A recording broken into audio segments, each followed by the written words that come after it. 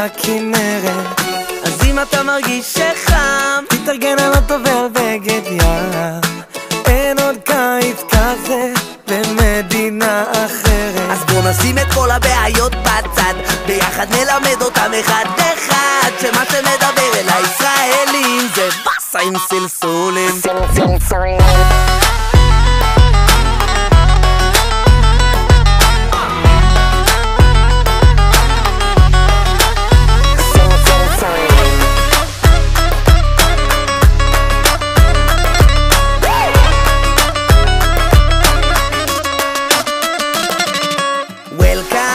פותחים נכון, המקום הכי חם במזרח התיכון. מדינה קטנה, סתכלו סביב, יש ביג בלאגן בתל אביב. חולים על מעואלים ועפים איך שהביט נכנס, הקצב של הבאסים יעשה לך בראש קרקס.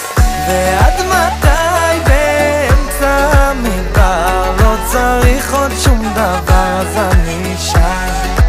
אין לנו איביזה, אין הרבה בוויזה, אבל יש את הבריזה של אילת והכנרת.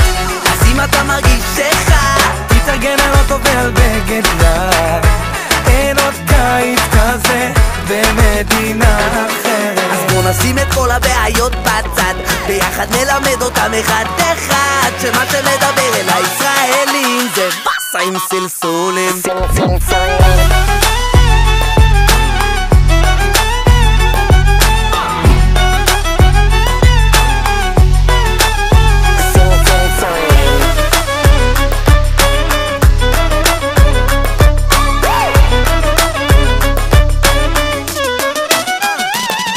הבנות פה, אין על הבנות פה, כל אחת בצבע, בוא נראה איזה שזופות פה. כמה זה שותות פה, כמה הן שותות פה, עולות המעלות אז הבנות עולות לאוטו. מהחול של הנגב ועד החרמון, ככה זה בארץ, ככה זה בציון. כל שבת בדשא על האצטדיון, ככה זה בארץ, ככה זה בציון. אלכוהול מרוסיה, אוכל מרוקאי, כינור אשכנזים, טיפה טינה ניי ניי.